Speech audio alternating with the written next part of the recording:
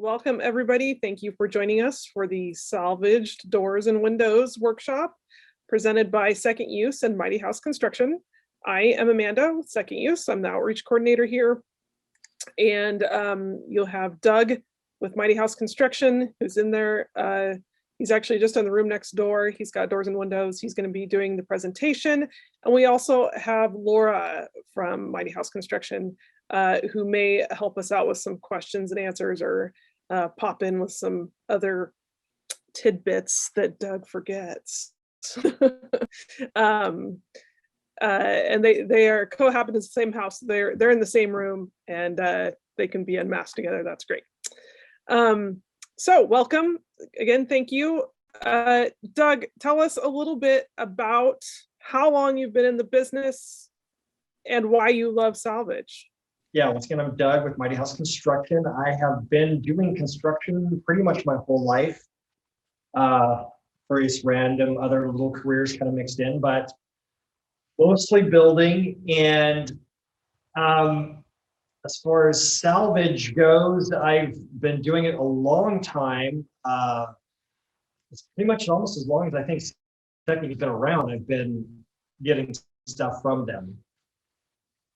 And it's just fun because they have so many unique different things that you can get here, and things that will match your old house, because I used to have an old craftsman house, and trying to find anything to replace it, if I had a door or a window or just unique parts.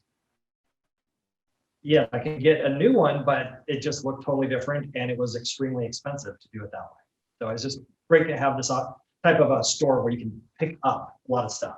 And we've been using them for a long time, and so we really like working with them and voting them with us for building.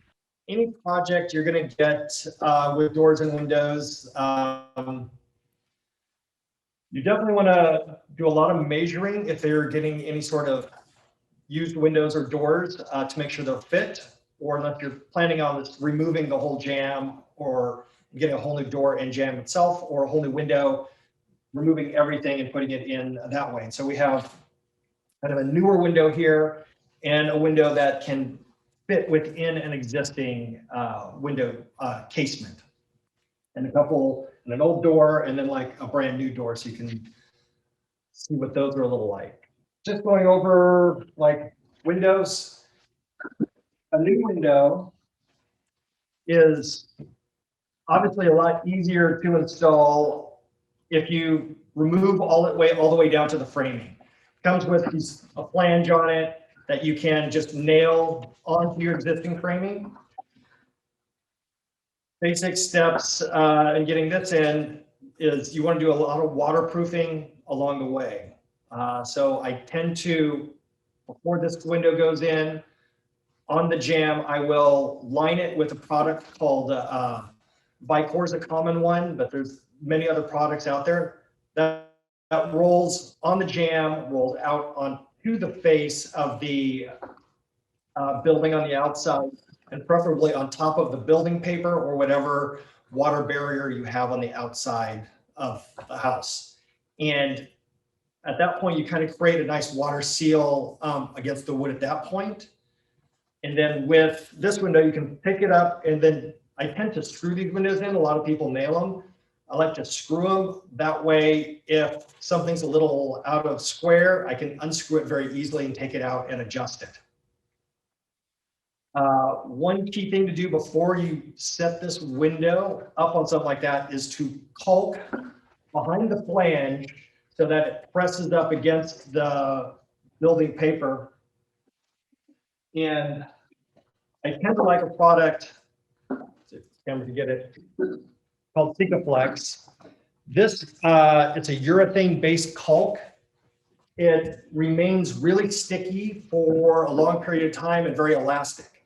A standard caulk is actually going to dry and turn hard and rigid, and then can actually break and lose its seal over time. Of course, with this caulk, you're going to want to wear gloves, and you're going to want to have some mineral spirits around to get it off other things that you do not want it on.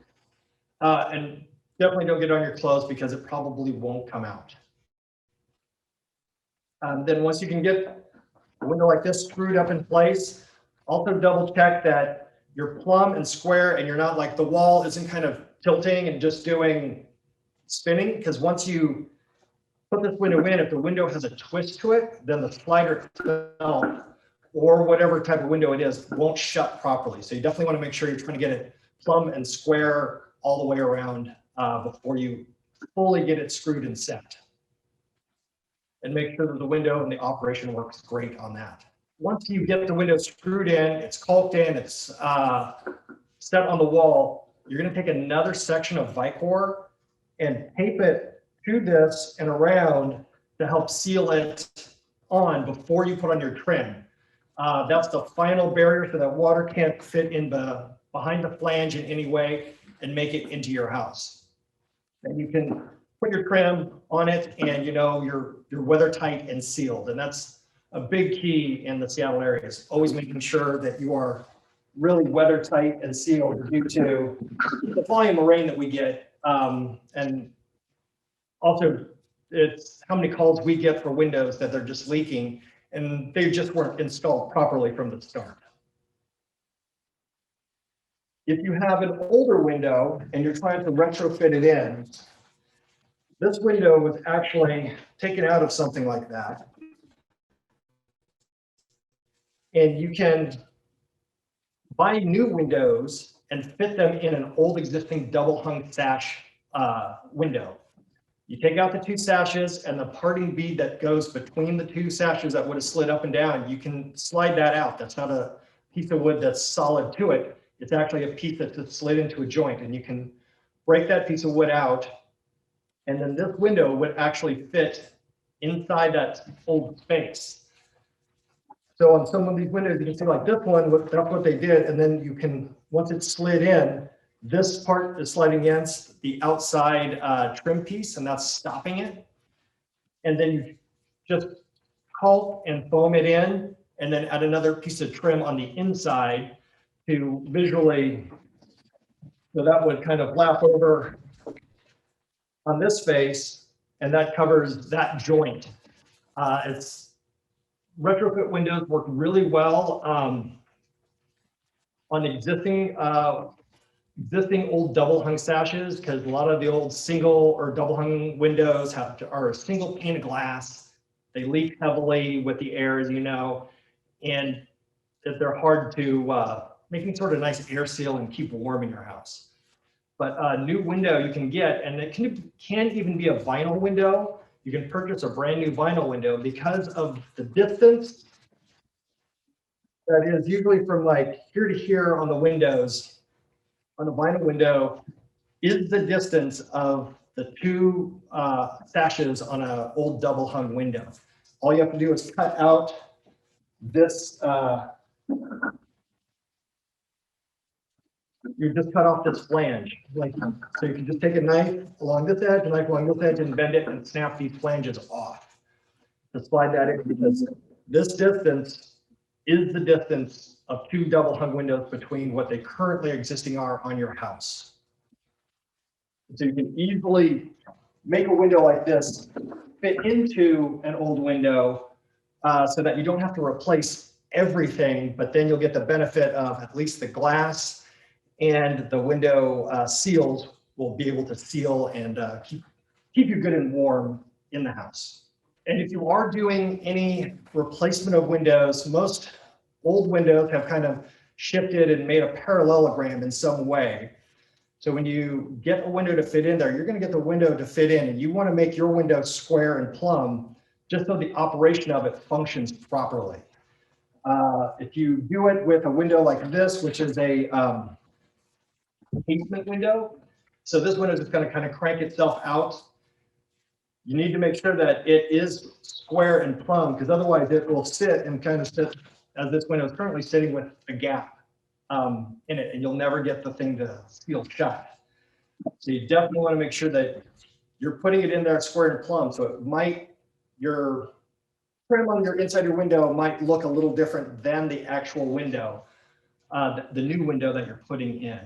Hey, Doug, I had a question just for people who are new. Do you want to go over some just like terminology? Like you talked about casement window. is one that kind of swings out. Do you want to go over some of those kinds of types of windows people might be looking for?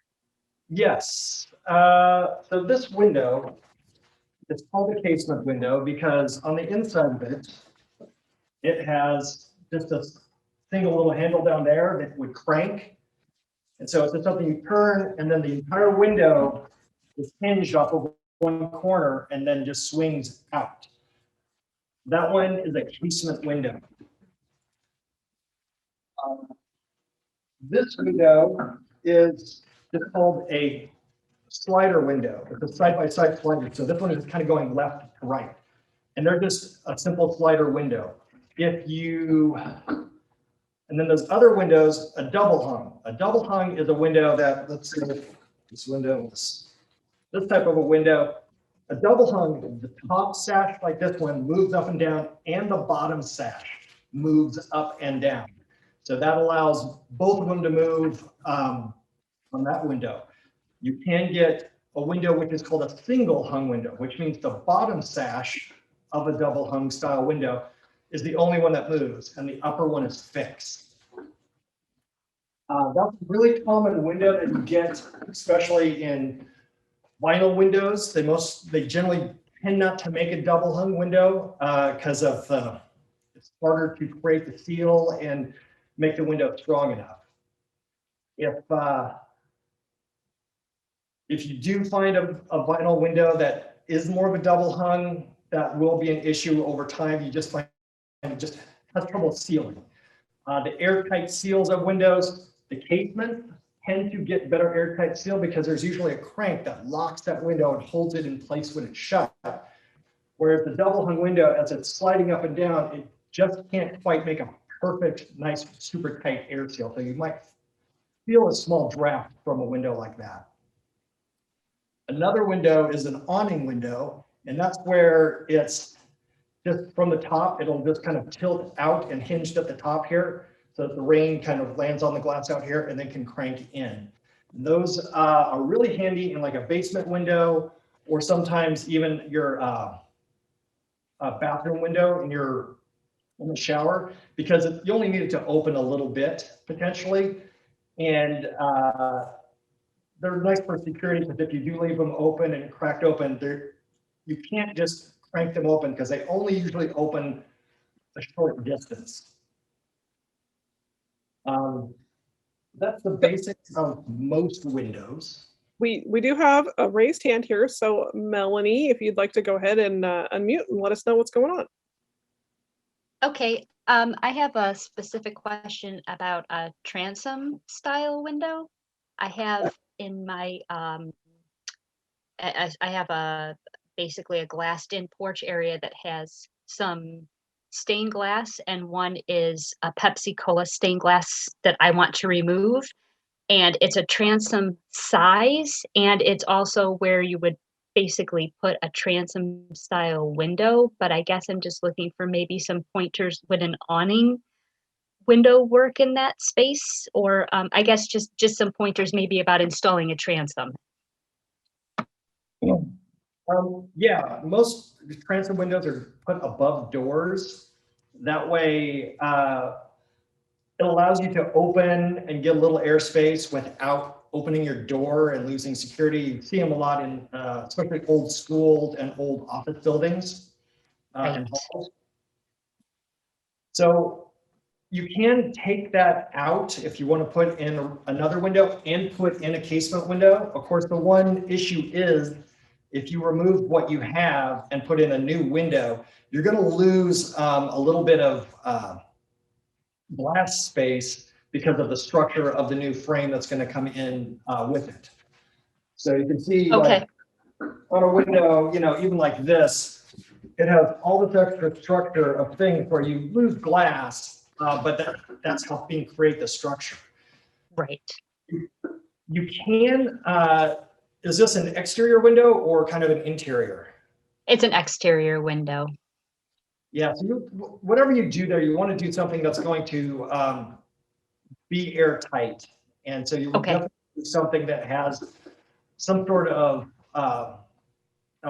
whether spring and the ability to, really lock it to keep the air out, but also keep the warmth in, more important. Okay. All right. Thanks very much. We can switch to some doors. Hopefully that will be all right with everybody. So first note, if you're getting a door and you're trying to say replace an existing door you have in the house that just got beat up, somebody kicked it in, or it's just old and rotten and falling apart. Some doors, such as this door, like let's say you come to second use, you found this door which fits your exact style of your house that you like. There's a lot of measurements to do to make sure that this one will fit in your existing jamb. And so the first things to do with your existing jamb and door is to make sure how square it still is. So if you take just like a carpenter's square and you put it in the jamb, you can see if the top of it is square, because that will help you pick out a door and understand how much work it might be to get a new door to fit into your space. If yours is pretty square and you come here, you're going to want to double check a few things on the existing doors, which is one, you can measure from top down on both sides of a door. And if they're equal, this door should be pretty square still. If they're different, that means this door has been slowly cut over time so that it was going to close in somebody's existing house. So definitely check the wood doors here and check your jamb to make sure that things will work. And if you have to trim it down, you still can for your existing jamb if it's a little out of square. But double check that then if you're not cutting off too much of this door to make it fit in your space. Another thing to look at is on a door like this has the old school mortise lock system in it. More than likely, this door, whatever door you get here, is probably not, this is not going to be in the same location as your current door, because there was no consistent height that anyone ever did on these doors to get them to fit. Every builder who was doing them just put them wherever they wanted, wherever a height that they felt was a common height to put it at. Your option is to make this the height of put your hardware in it, and then change the latch location on your door jamb to make that work. Another thing to think of is the swing of the door. And this door has, you can see like the hinge would face out this way. So a door like this, if the hinge is sticking out further this way, this is swinging towards me on any door, which means this side of the door, if this door is swinging towards me this way to open, when it's closing, it's coming this way. So this is always cut at an angle further back this way. That way, as the door shuts, it doesn't hit the door jamb. And so you want to make sure that the swing that you're getting of a door here will hopefully match the swing of what your current door is. If they are a little different, if they're opposite, then you are trying to fill in wood at the top of that, within those where the hinges are, and where and you might have to plane that down differently to make it fit. But you definitely want to watch like how the door swing would have worked. More than likely, the hinge locations are going to be different too. So I tend to just say, go with the existing jamb and find that. And then wherever it hits on this, I just put them in new locations for wherever this door is. And then wherever if there's an extra little bit of wood that the hinges didn't line up, I could fill that in with just a little piece of wood, glue it and sand it, and then paint it, and it should hopefully go away. If you have a stained door that's a little harder, you won't really be able to hide that. And so you're really trying to get exact on something on a door like that. Yeah, we have a hand raised. Brady, do you want to go ahead and unmute and ask a question? Hi, I have two questions. I hope that's not cheating. The first one is about lead considerations. We have two little ones in our house, And so when I think about, we have an older Craftsman home, I want to match those doors. So I'm wondering, in your experience, would it be best for us to completely sand them down or strip them and then repaint them, or just a couple coats of good paint will do us? So the one thing the lead paint does is once the door has been painted with lead paint, the lead is deep down into the wood. It just soaks it up and it is in there completely. So you can sand it down, and if you are going to sand it down yourself, I highly recommend you wear a respirator, you wear a kind of like a Tyvek type suit to not get the dust on you, and use a sander with a vacuum, and preferably a HEPA filter on that vacuum to keep the lead paint down as you're doing it. That, if you do sand it down, you can get rid of most of the paint, and you'll get rid of the paint that is going to big chunk and flake off. A door like this, let's say you just paint it, like more than likely this, it's an old door, it probably has lead paint on it. So if you just paint over that, yes, it seals in that lead paint, but if the adherence ever breaks free of the actual existing paint, then that chunk of paint is just going to be in your house. So when it comes to little kids, yes, you can sand it and get it off most of it. Short of the kid actually chewing on the door, like through the existing lead paint, which I don't know, I've known kids who have chewed on doors. So that's going to be an issue. And if that's going to be a problem, then you might try to consider getting new doors. Obviously, that's a whole different expense, but you can sand it, paint it, and that gets rid of the heavy chunks that are going to come off the door. But there's still, the door itself, the wood will have lead in it. And do you have a second question about that? Oh, well, the second one might be more for Amanda, and it's kind of a cheater question. If there's Craftsman, again, is really hard to find, and we try to keep an eye on the website, but it seems like they're snatched up the second they get posted. I didn't know if there's any inside tips and tricks that you could share. Excellent. I will share what I can. So our receiving crew is who puts all of those items up on our website, and they work the same days as that the store is open. So receiving is here Monday through Saturday, basically 9 to 5:30. Our stores are open 9:30 to 5:30. And so that's when you're going to be seeing possibly new items pop up. They always do an update at the end of the day, but in the middle of the day, it's kind of random when you might see them. So the new items are going to come up in the middle of the day, Monday through Saturday. And you know about our hold system. Hopefully everybody knows about our hold system. With any item, you can call the store where the item is located, and you can put it on hold. And that hold is good until the following day at 5 p.m. So if you called at 9 a.m. on a Monday morning and you said, I want to put this door on hold, give them item number, it will be on hold for you until 5 p.m. on Tuesday. Okay.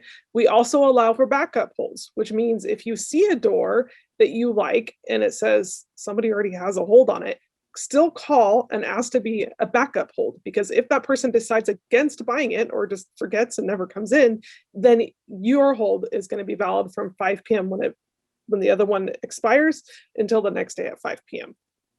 Okay. So if you find something in the evening, you call it 5 p.m., it's still 5 p.m. the next day, but that's just how our holds work. So that's my advice, is to use the hold system to the best of your ability. You do have to call the store. Oh, also, if you see something that goes up at the end of the day and we're already closed, you can call and leave a voicemail or email in with your full name and phone number, as well as the item numbers. And in the morning, we will come in and check those and put those holds on. So you see something at 7:30 at night, we're not open, send the store an email. It's either seattle@seconduse.com or tacoma@seconduse.com. And those emails will be answered in the order that we receive them. The voicemails come in as an email for us as well, so they are answered in the exact same order time-wise. And that is why we are not open at 9 a.m. during this pandemic. We're opening at 9:30 to allow our crew the time to get those holds processed for people who don't want to come into the store necessarily to make those purchases or put those holds on. So those are my tips and tricks. I wish I had maybe some better news about very consistent timing on when that stuff comes up on the website, but it depends on where you are and where our server is and what time the update is run. And it doesn't always, just because we run it at 2:30 doesn't mean it's going to be up at 3 o'clock every day. It just depends on all those wires and connections and internet mayhem.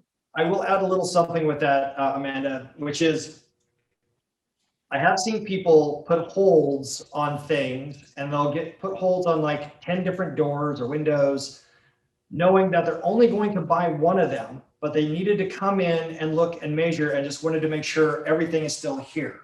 So even though there is a hold, it just might be the fact that somebody is just making sure that this big block is available to them so that when they come down, they can pick one of them and then the holes will just disappear on the rest. So a backup is a good one. So they'll let you know. I'm pretty sure they give you a call, Amanda, is that right?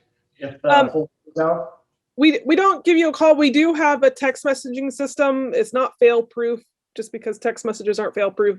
But we will text you if your hold becomes active. But it's best for you to double check and look at the website and see if it says if it's still on hold. If it's already past the 5 p.m. when your hold was going to be active, then it's you, or if it's sold.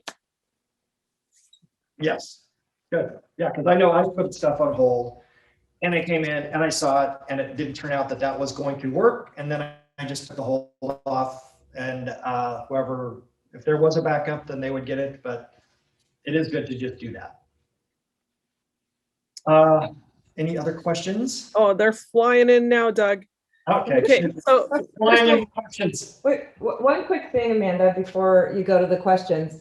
Doug, sometimes doors like that one behind you, if you were going to try to sand all those nicks and crannies and the inset panels there, it would be really hard to get the paint out. Is there like a place that you can take them that strips them, I think? Or do those places not exist anymore? I don't know. I know there used to be places that you would take a door in and they would like do a dip strip of the door, just or any sort of painted thing. They'll dip it in, it strips it off and gets rid of it. Issue with it is obviously they're using a rather toxic chemical to do that with, and I think it just became not a cost-effective business model to do. So there might still be places that do it. I am not familiar with them. You can get strippers, and there are some decent non-super toxic strippers out there. Most of the ones that you get, you put on, and you're doing it outside. You still have a respirator on, and you're putting it on a big plastic mat, rolling everything up, and you're just you don't want to touch any of it because it's a really nasty chemical. But there are other products that I've heard of that people put on that are more of a not toxic. I'm just not familiar with them. Can you describe the difference between a respirator and just like, what do you mean by that? Yes. So this is just a dust mask, and this one works good on dust. Since it's a 95, it can handle up to the 95 micron ability. That is not a respirator. So that works. This works on dust, and you can wear that during dust kind of sanding and things like that. But if you're getting into any chemicals, you want a respirator. It's the kind that have the two big cartridges on the side, but it has to be rated for chemical type or breathing in. They still make those masks, but some of them are only for dust still. They get down to even a higher micron ability than masks like that, but they're still only rated for dust, and they're not rated for chemicals. So you definitely, if you're working with any sort of chemical in any way, definitely get a chemical respirator, because you might not be able to really smell it that much when you're first working with it, but you're breathing it in and it is getting in your system. And next thing you know, you've been breathing it in for a half an hour and now you're extremely dizzy and you didn't notice your pace going into that. So definitely get a respirator that is rated for chemicals.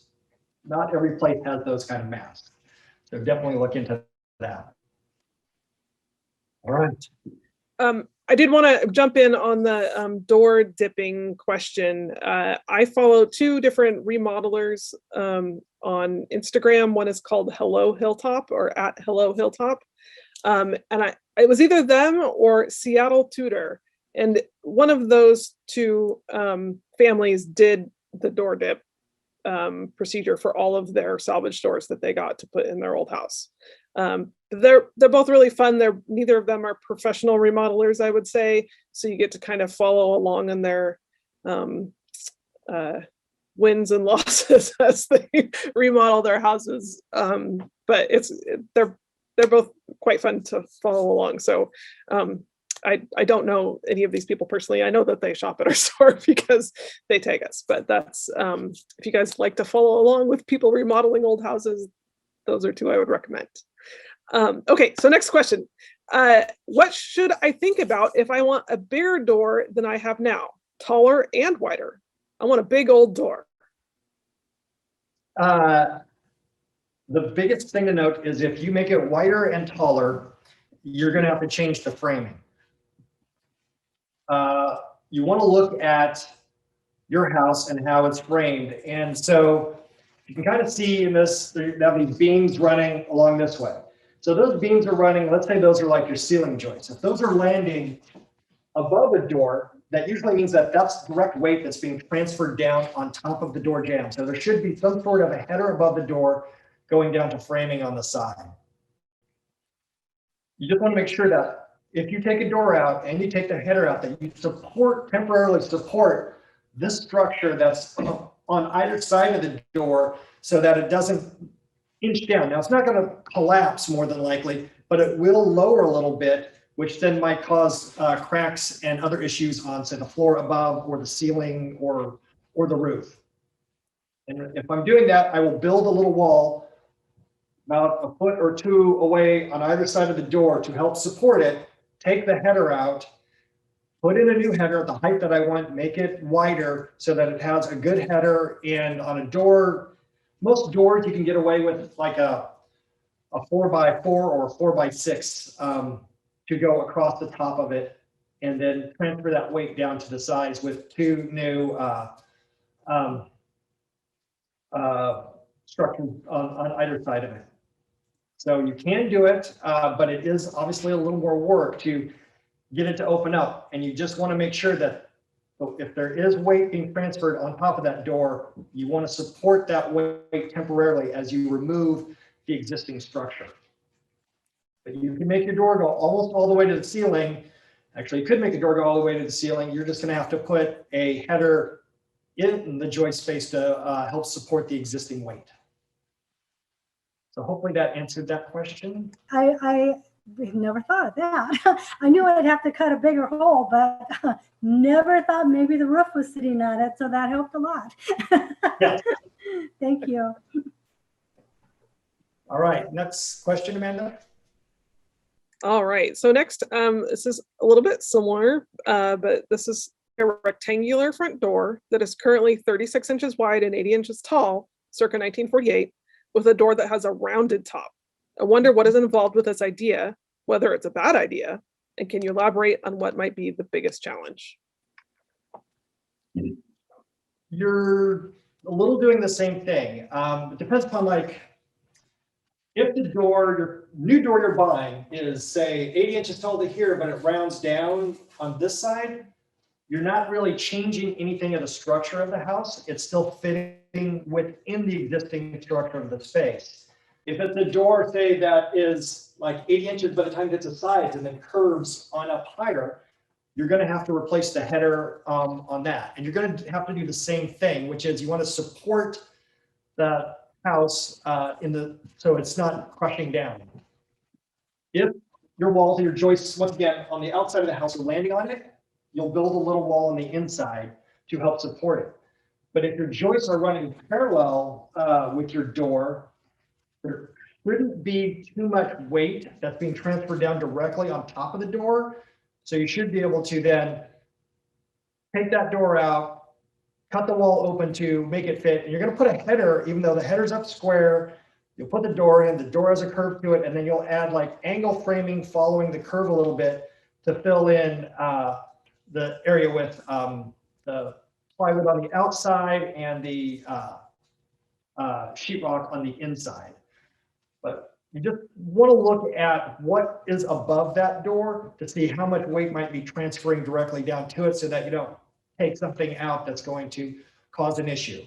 Usually within a door at 3 feet wide, there isn't that much weight to actually cause much of a problem. Usually if you're trying to make, I want to put in a French door, so I'm going 6 feet wide. There's things that will really transfer down over a 6 foot span compared to a 3 foot span. Most homes are built with like a double top plate. That will handle most loads of the weight that are transferring down it within a 3 foot span, but you still want to add a header and frame in between the top plate and your new header to help support the weight. But you can fit a nice curved arch door, and I've seen a bunch here before. I've always wanted one, but I've never had one that would work in any house I've owned. I want to see this door once you get it installed. Okay, so next we have a question about, we have a couple more questions about removing paint. This says, I use a heat gun to remove 99% of my paint before sanding.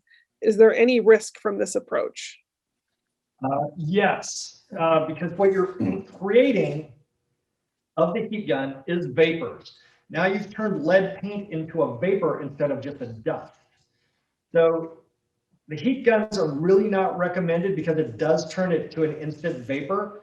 And once again, if you do this, this is something that you would do outside and with a full respirator and kind of a hazmat suit on, because it is turning into a vapor. And that one is even easier to breathe in than the dust into your system. And that one actually goes more directly into your blood system faster than it does the dust going through your lungs. So long time ago, I did that with when I had no knowledge of what lead was actually doing or what it was. But as soon as I found out, I stopped doing any sort of lead removal with a heat gun. So once again, definitely wear a full respirator with that and have really good ventilation to get that away from you as fast as possible. And then after you get most of it, yes, you will sand it, and there's still going to be lead paint even down into the wood, even though it might look like bare wood, there is still lead paint in there.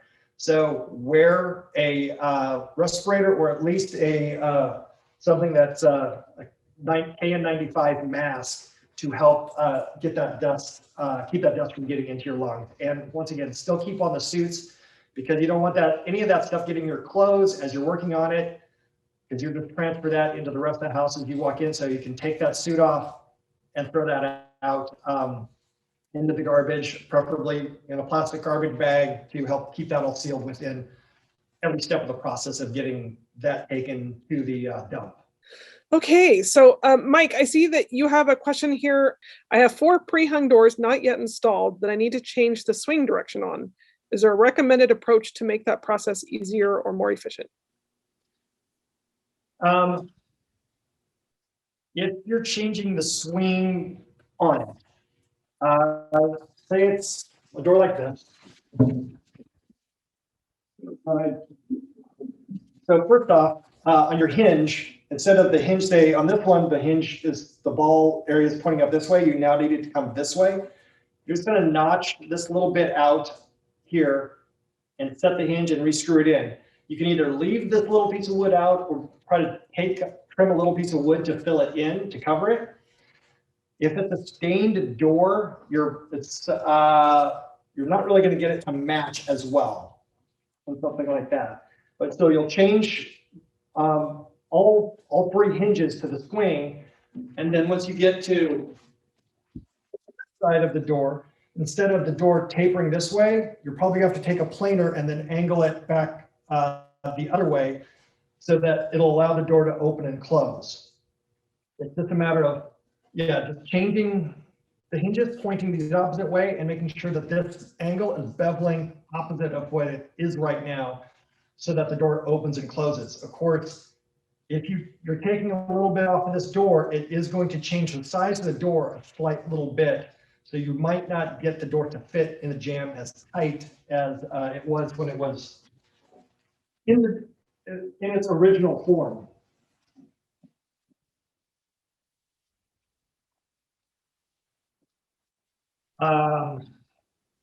Any other questions about that one? Mike has no mic, so Mike, just let us know. You can pop in any follow-up questions if you want into the chat. This is back to the lead paint. We have covered this. Gila, do you still have questions on the safest way to remove lead paint, or have we covered that already? Well, I was still, I guess I was still unclear on whether or not sanding is still overall safer than using chemical strippers.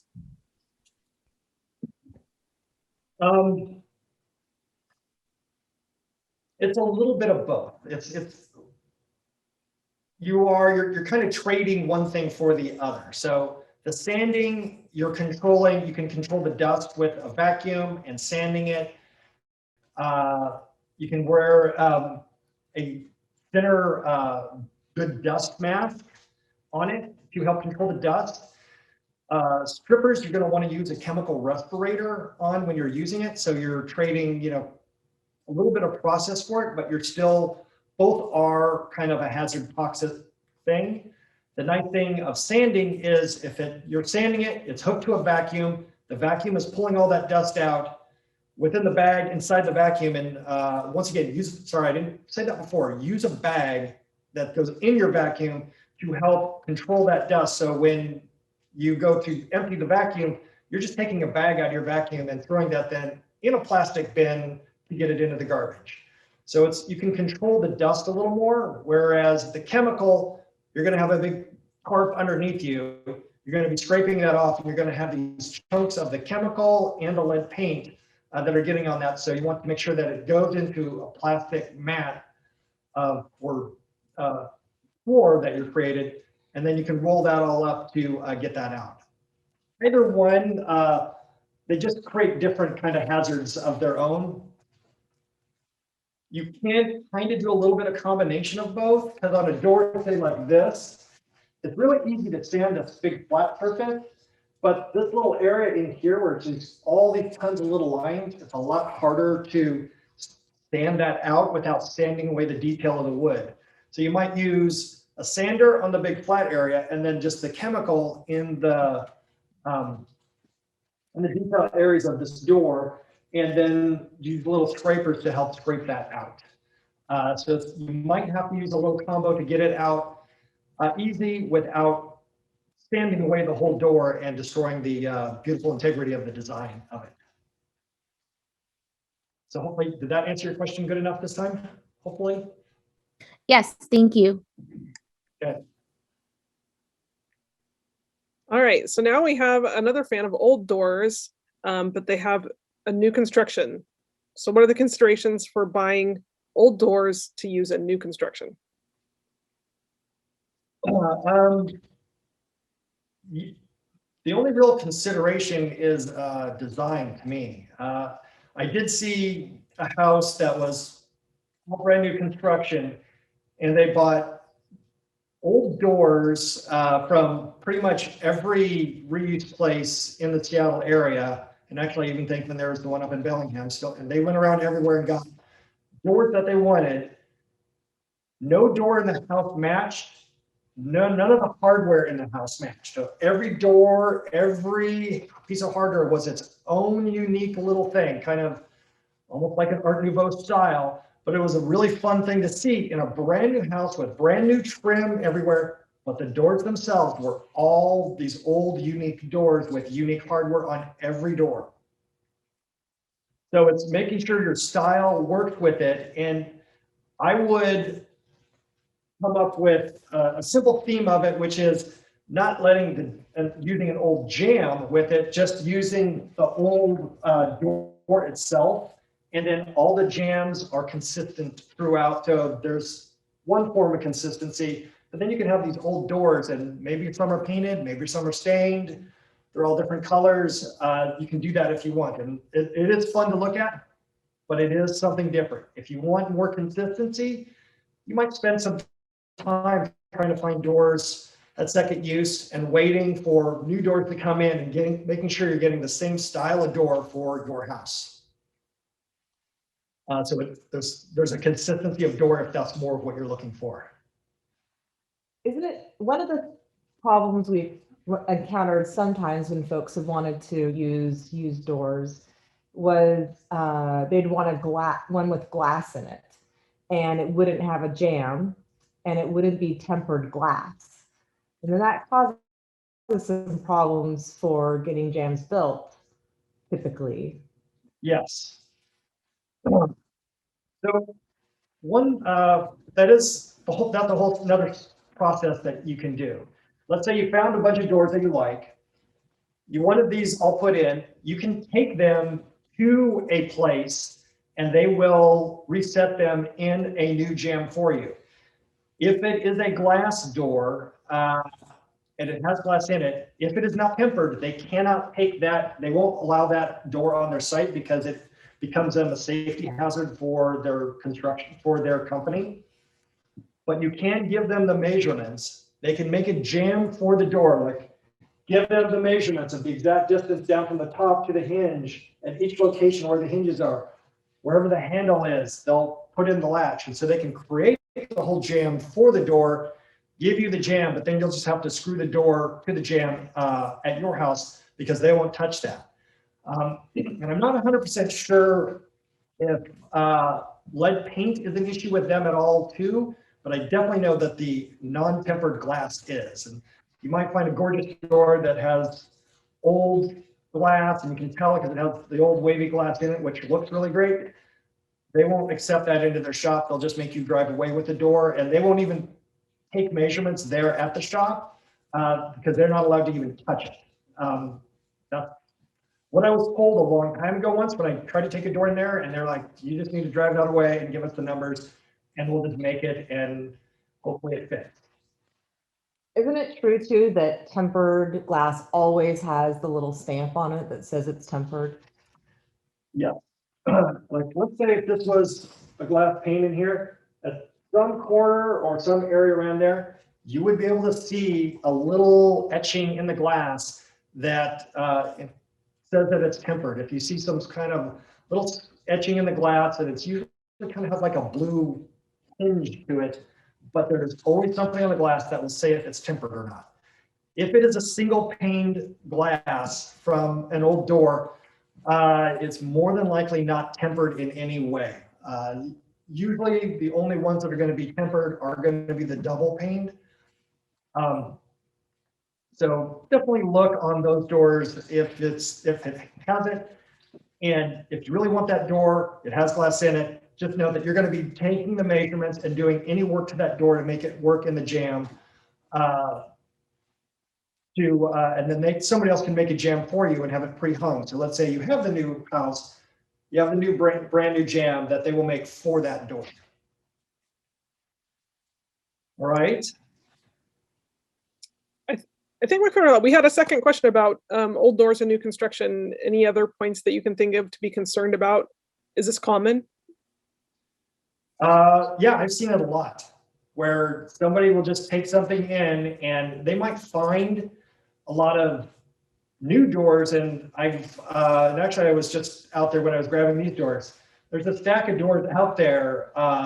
They all match. They're all cool looking, and they're just all old doors. And obviously somebody's getting them all for their house, or everybody put a hold on these like sets of doors. So it's just a matter of like finding the door you want, and to put in an old door can be a lot of fun in an old house. Or in a new house, excuse me, old door, new house. When would you recommend updating a front door threshold that looks pretty shabby? This is Brian, who has the 1948 house, the same age as my house, Brian. The wood under the metal sash isn't looking very good. The door appears to have a frame that has been compromised by having been kicked in. Should a new frame be installed? are those ready to be built or are they custom? Any door jam you get, if you're, say, the door jam is really bent up, compromised, not working, any jam that you get is pretty much, it's new, although it's a pre-made piece of wood, but they're making the jam for that door. So what you could do in a temporary thing is you could take all the measurements of your existing door, give it to the company, and they will make a new jam. But the nice thing is if it's a new jam, it's going to have good new weather stripping on it. It'll have a nice new sill to help protect it. If you're just thinking of, I just need to replace the sill, you can cut out the existing sill on the door. A lot of them are a little difficult because typically the sills are nailed onto the bottom of the two legs of the door to make that kind of one a unified structure. So sometimes they're a little bit harder to potentially cut out and put in a new one. And then it's, if you cut out the existing one, it's also hard to then create a good water seal and keep it protected from the elements with an after fit of a second one. But if you have a big, beautiful door and everything is great about it, but the sill is just starting to rot and get it out, you can cut that out, cut it out, usually a few pieces, and you can get a new sill to fit that. There are various stores around town that can probably get some sort of sill or something that will help match to fit that existing door so that your new door fits with it. Most of the sills that you also can get will have an adjustable little saddle on the bottom of it so that it can help create a weather strip for the bottom of the door. Connie has a question about the place that builds the door jamb for an older door. Do you know the name of it or where it is? There's two places in town you can do it that I've taken doors to. One is Frank's Lumber, which is up at 175th and 15th. And there's also Door House, which is up on 4th Avenue. 4th, yeah, I think so. Not far from here, but 4th Avenue in the Soto area. It's just a Door House, and they can do make door jams. If you take the door in, they can hang it there too. So either place can do it, depending on which is more convenient, and also who might have more availability and time. Because everybody's scheduled different, and it turns out like somebody else can turn it around in a week, and the other person is like, well, we can see it in 3 weeks. So I had a question about the single pane doors. If you like the look of the old door, but you want it to have better qualities like a thermal pane, is that possible to replace? You can. It does create a slightly different look on the door. So let's say this door, let's say this was a piece of glass. It has this little piece of trim around it to hold it in place. And typically, one side of this door, it's routed and a part of the structure of the door. And the other side of the door, these are 4 individual little pieces that are nailed in to hold the pane of glass in place. Usually, the piece that is nailed in is the interior part of the door, although I have seen it reversed. So you might be able to take these individual pieces out, get a double pane piece of glass, but what that's going to do is it's going to thicken it, and so you won't be able to put these pieces back in. You'll have to put on a piece that will more sit on the face of this surface to help cover around it, so it creates a slightly different look to your door, but you can put in a piece of double pane glass to fit in that door, and then obviously it's tempered, but you're going to be slightly changing the look of the door a little by adding some trim on the outside, which is just stopping in the glass and holding it in place. And if you order the double pane piece of glass, there's lots of glass companies around that can either come out and do that for you. If you want to do it yourself, you can take the glass out, order it. You can ask them they have some tape that they use. When they put it in, they put a little piece of tape on the door and it sticks to it. It creates a really good weather seal and air seal on the outside. You can usually ask them for the tape to help make a good air seal on your door and a good bond so that it doesn't rattle in the door and it also keeps the water and air out. Another option, both for like, not particularly like that's this door that Doug's been showcasing, but if it was a single pane of glass, like full store door kind of glass, or on single pane windows, is there's a company out of Portland called Indo Window, and they make storm windows that are installed from the inside and sort of have the silicone rubber around the perimeter. And you can use them on a store door or on your windows. They have like a DIY measuring kit or something that they'll send to you so you can get the exact measurements that they need to make that. And that could be a really nice way to getting kind of storm windowing up your doors and windows. So we had a comment that you're getting slammed with door questions. It's from Rebecca. That's a good one. Good. So that other door that you brought in has been very lonely over there. What did you want to show us about it? This is a new door. This has new construction, new everything about it. So if you come here and you have a new door like this, you can see it has the jamb. This was just kind of maybe I was going to show, and then I still can talk about it. It's just kind of the general, like helping to set a door like this in your house. And it's obviously new, it's convenient. There's no lead paint. You don't have to worry about measuring anything. If the swing and everything works for you, then this type of door is awesome.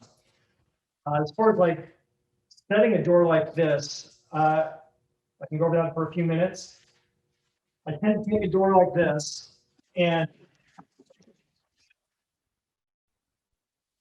once I set it in place, I'll have it kind of resting on the floor inside the jamb. I just take some shims, I have a big old stack of shims.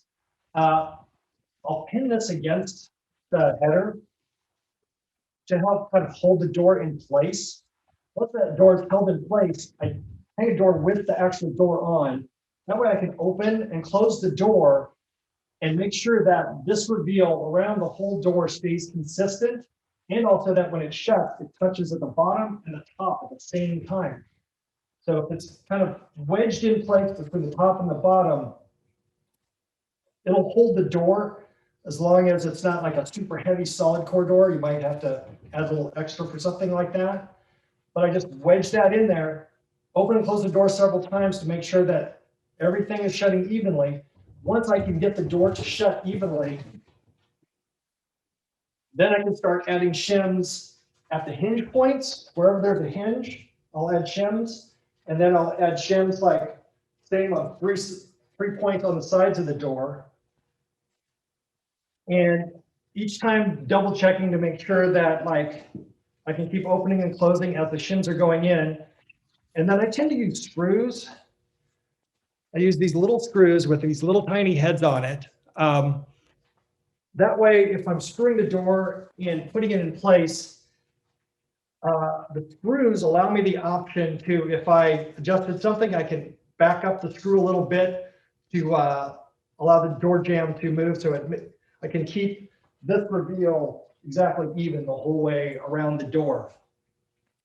And I'll put 2 screws through each point wherever there's a wherever there's a shim, and that holds the door, and then you can cut the rest of the shims out once it's held, and your door is just rock solid. So that's the reason for the big lonely door over here, to kind of show generally how the basic installation of them goes. And I know some people take the door out and just put the jamb in and then try to make it plumb and perfect that way.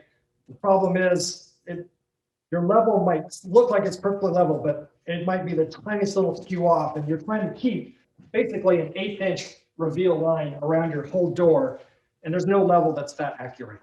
So, and even a laser sometimes, as you have a laser line up there, if you're looking at it, you can create a little adjustment with looking at your laser. All right. Anything else, Amanda? Any insulation tips for exterior doors? Insulation as far as on the outside, or installation or insulation, sorry. Insulation. Installation, a little bit of the same thing. Like when I'm doing a door for an exterior door, I'll set it, I'll get things ready, I'll get the bottom level.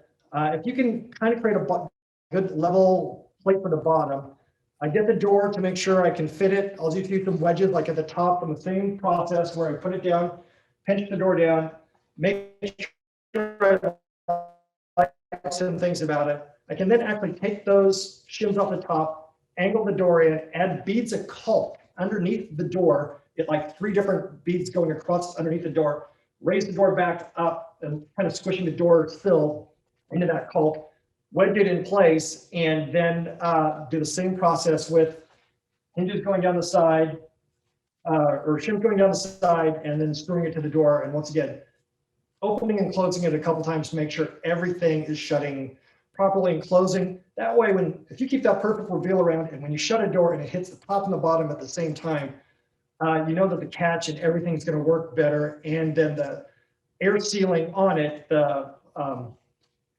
weather stripping piece is going to touch evenly the whole way, so it's going to close and function properly. But make sure that that bottom plate that you're setting the door on is really level from the start. So just put a level down on that and double check that that is really level, so that when you're setting the door in, it's not going to sit there and rock one way or another. What about insulation around doors? So insulation around the door, a very common thing, which they've used here, or this one, which is spray foam. The spray foam is okay. The issue I have with spray foam is if, as you open and close the door and shut it and it moves around and rocks, it'll actually break the seal over time of it. And then once you break that seal, then you lost your air sealing ability of your door.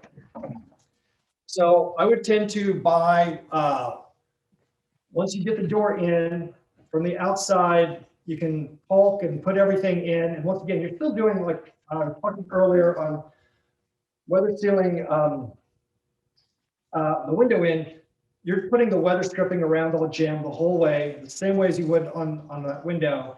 And then to seal the rest of it, once I get that in, I'll cram in rock wool between the door and the jamb to fill that in. The nice thing on that is it has some flexibility of movement over time, but it's still keeping the good insulation ability to it. So I can fill that void between the front of the door and the back of the door with the rock wool. If it's too tight, let's say I only have like a 1/4 inch little between the two, I'll just caulk that on the inside, and hopefully I can caulk it on the outside, sealing in, basically making a frozen little void of air between the front and the back of the door. That's actually what's helping to create the insulation ability. How often would you check your caulking to make sure that it's staying nice? The exterior caulking, you might want to look at almost yearly, definitely bi-yearly. Caulk is there only really for more cosmetic.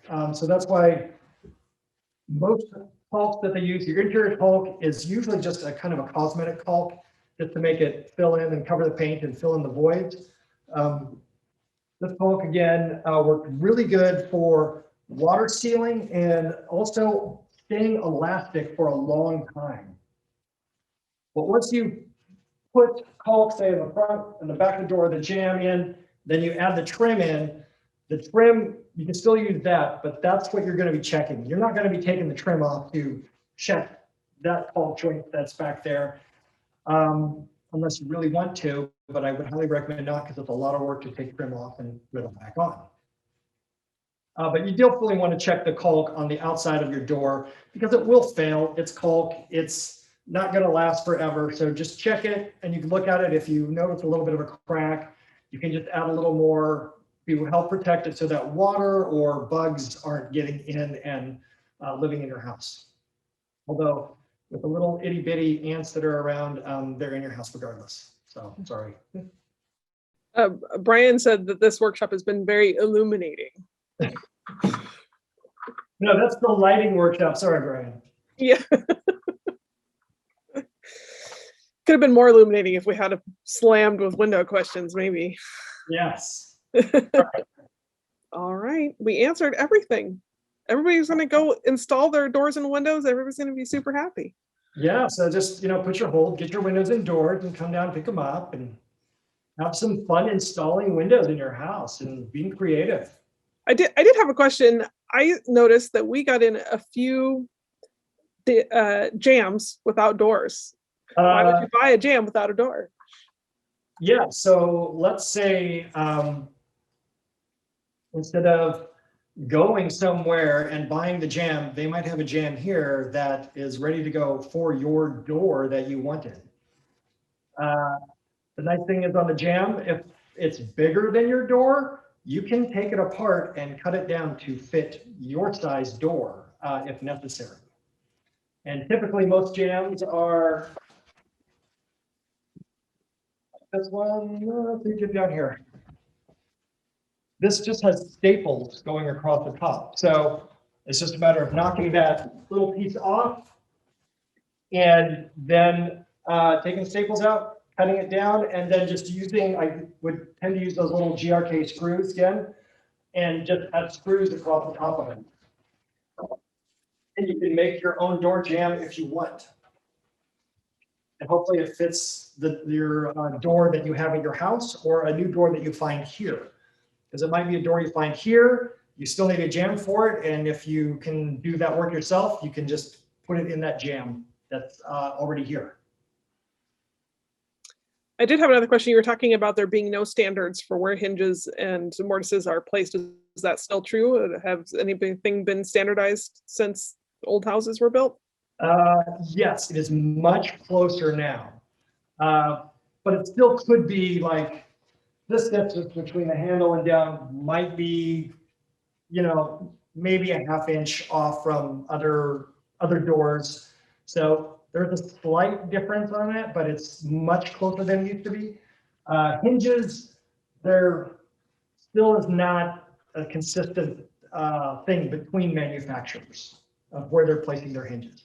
They're close, but they're not, everybody's not paying attention to the exact same number. But it's not off by like 10 inches. Like I've seen some door handles that are way down here on an old door, and there's also way up here, and I have no clue why they would be so different.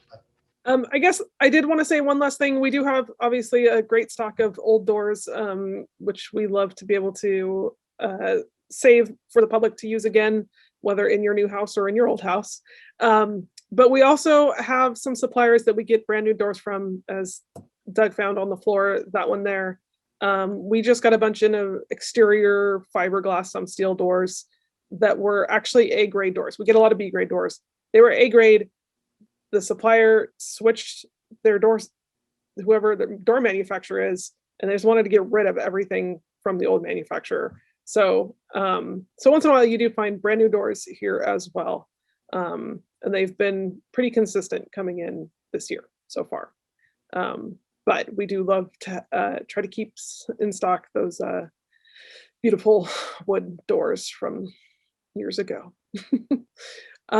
So thank you very much, everyone. I hope that, I think this has been great information from Doug. Hopefully everybody agrees. Thank you for everybody for attending and answering these or asking these questions. And if you need any expertise help to come out, you can contact us at, or just contact info@mightyhouseconstruction.com, and we can then get in touch with you about any projects or things that you might have.